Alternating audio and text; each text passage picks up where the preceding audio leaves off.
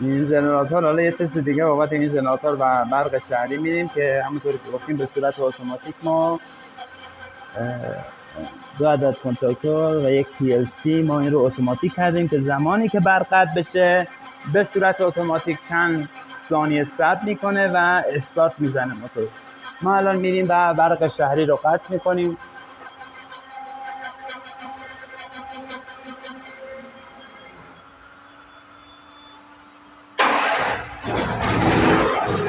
موتور روشن میشه و کار خودش رو موتور انجام میده به صورت استیبل. ولتاژ 230 ولت هست